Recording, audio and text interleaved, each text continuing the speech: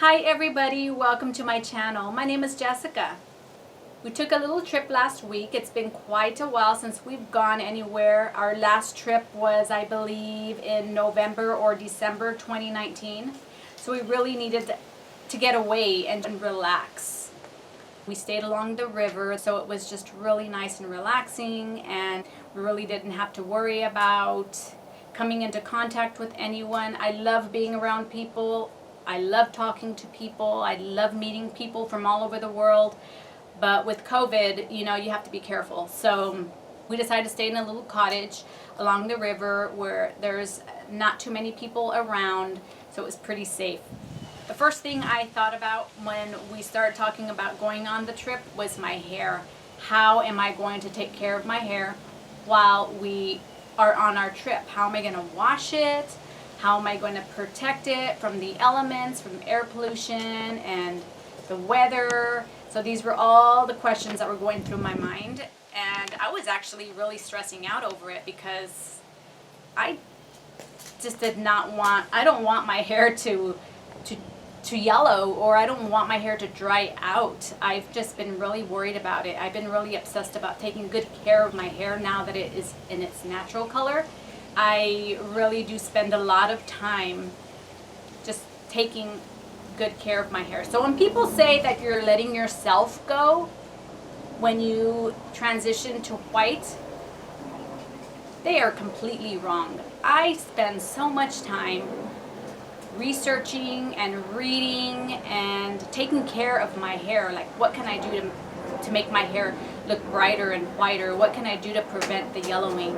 So these are all the things that are always going through my head all the time. Like, I've become extremely obsessive. Sorry about the airplane. I'm outside. It is so beautiful out here. I love this weather, and I thought I'd film out here since the weather is just so perfect. Back to our hair. I just really worry a lot about my hair. I want it to be in its best condition possible. And which is kind of funny because I didn't really worry about it so much when I colored it. I wanted it to look good, and I did take care of it. I did what I could to keep it shiny or to keep it from getting dry, but I really didn't put as much thought into it as I do now. It's so strange how that goes, right? So when people tell you that you're letting yourself go, when you let your hair go gray, they're completely wrong. They need to give this a try. They would just be amazed at how much work it takes to maintain gray hair, silver hair, white hair. It's just amazing.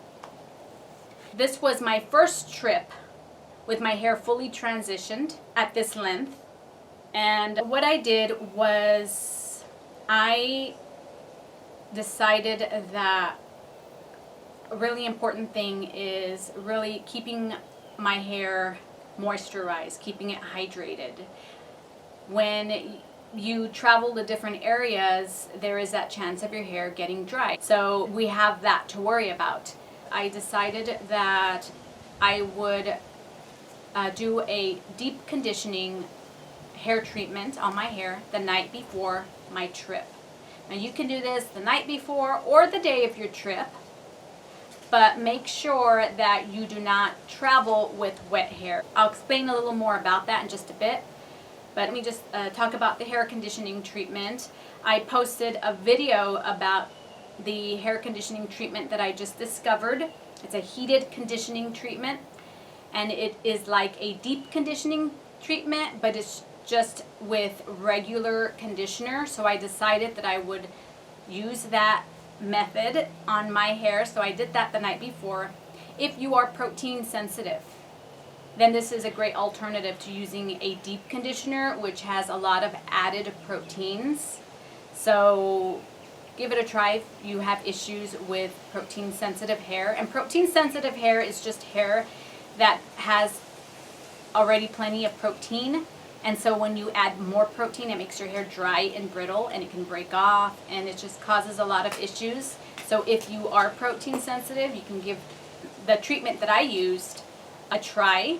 You can click on the video at the end of this video so you can see how I did it.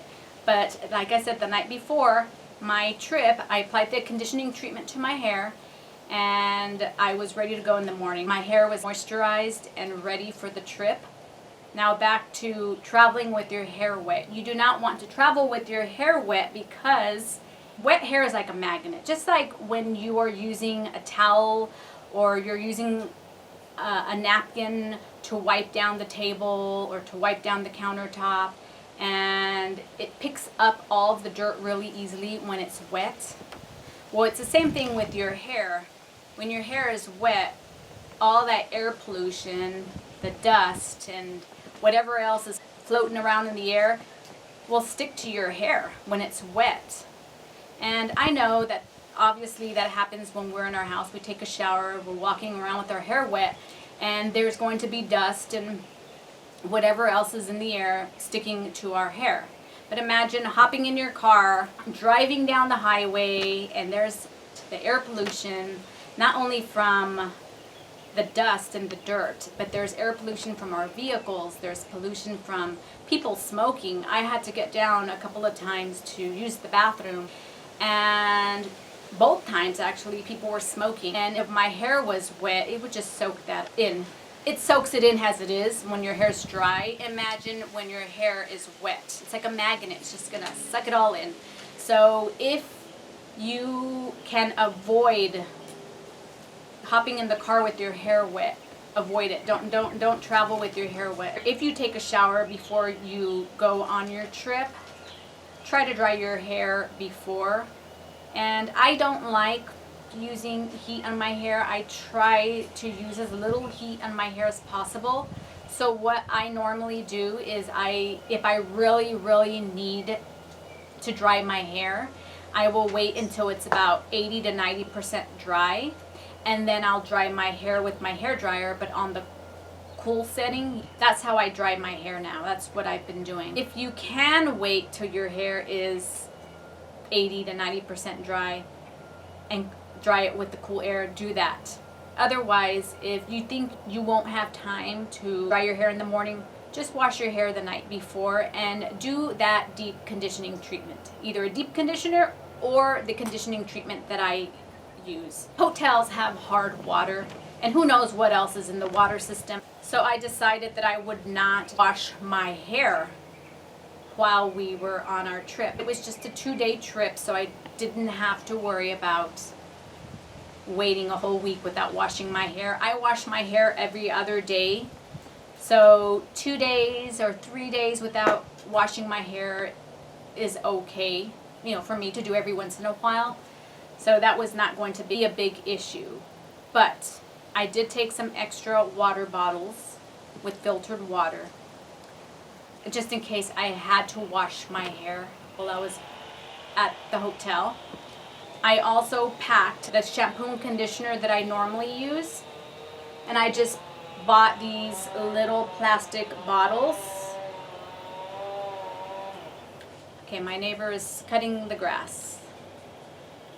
So I just bought these plastic bottles to put my shampoo in and my conditioner. So that way I didn't have to pack the big bottle of conditioner and big bottle of shampoo. So I took this just in case I decided to wash my hair.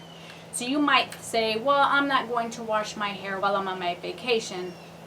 But just in case, take your shampoo and your conditioner. Take your hair dryer. The hair dryers at the hotels are probably pretty filthy. I mean, how many times do you think they wash those or clean those out? Who knows what's in there? So take your own hair dryer. I don't know if they have the cool setting or not. I did not even check mine. I had my own hair dryer just in case. And if you decide to take your hair dryer, at least you have the option to dry your hair on the cool setting. So take your own hair dryer, take your own shampoo and conditioner. The shampoos and conditioners at the hotel are probably, or I'm pretty sure, are full of all kinds of chemicals. The shampoo that they had at the hotel that we stayed at, or the little cottage that we stayed at, was a really bright yellow color. So if I had to wash my hair and that's what I had to use, I wouldn't have used it. But sometimes when you're desperate, you never know.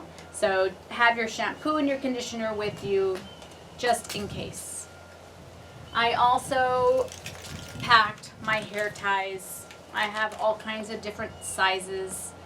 I figured it's better safe than sorry. The first day that we were going to be there was supposed to be windy. Thankfully it wasn't. But the hair ties would have helped if it had been really windy and all that dirt is flying through the air and all that pollution is flying through the air. You could just wrap your hair up in a bun and cover it up with a scarf or your hat. Speaking of hats, I had planned to take my hat because I wanted to protect my hair. And I forgot to take my hat. I nearly had a heart attack. I didn't want to pack it in my bag because it's this big floppy hat, and I didn't want to squash it because I've done that before where I've squashed it down and it stays like this, like bent. So I left it on my countertop and I left it at home and I forgot it, so I nearly had a heart attack. We were staying along the river. We stayed in the little cottage, and when we went for a walk along the river, it was really shady, but for some reason the sun was hidden right smack in the middle of the sidewalk, and I could not enjoy my walk. I was worried about my hair. I was like, oh my gosh, my hair is going to turn yellow. And I know our hair does not turn yellow immediately, like the sun touches it and it turns yellow. I know it doesn't do that, but in my mind, my hair is going to turn yellow.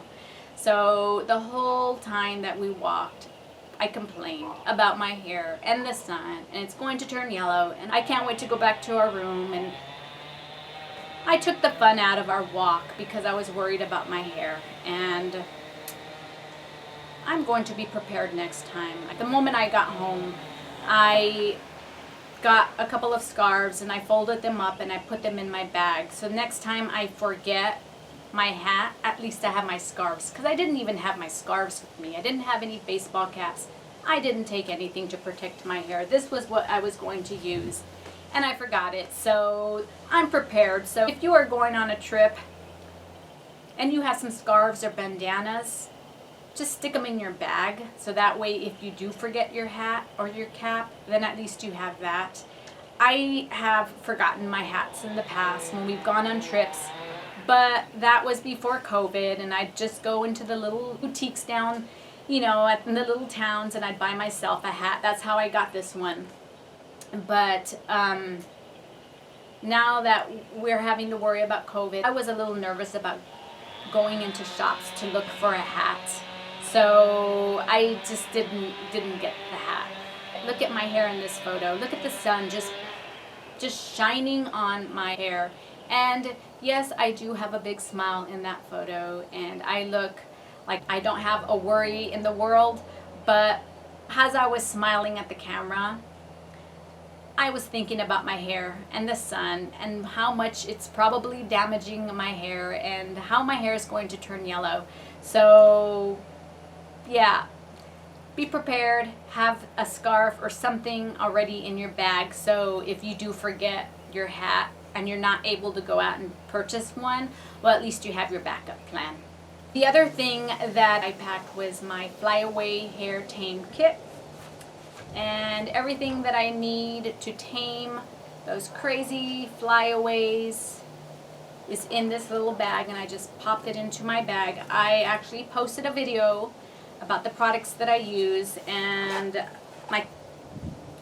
the hairspray, which I've only used this a couple of times because this one has alcohol in it, so I need to replace it with a non-alcohol hairspray. I have lotion and chapstick, clear mascara. I have everything that I need to keep my hair safe from the sun now, because I did not have that hat. But now I will have everything I need to protect my hair from the sun, to keep my hair from going crazy, and if I really do need to wash my hair, I'll be prepared with my shampoo and my conditioner along with my bottled water. I just wanted to share what I used for my trip, so that way you can be prepared for your next trip. If you have any hair care traveling tips or hotel hair care hacks, please let us know, all of us, all your silver sisters know what you do to keep your hair white and bright when you travel out of town. I will give almost anything a try as long as it's not going to make my hair fall out or stain my hair so bad that I have to start my gray hair transition from the beginning. That's my dog. He just jumped out of my porch. It's a screened-in porch, and he made a hole, and now he jumps out. And when he's ready to come in, he goes and knocks at the front door. He's so smart. But thank you so much for watching. Thank you for joining me, and I hope to see you in my next video. Bye.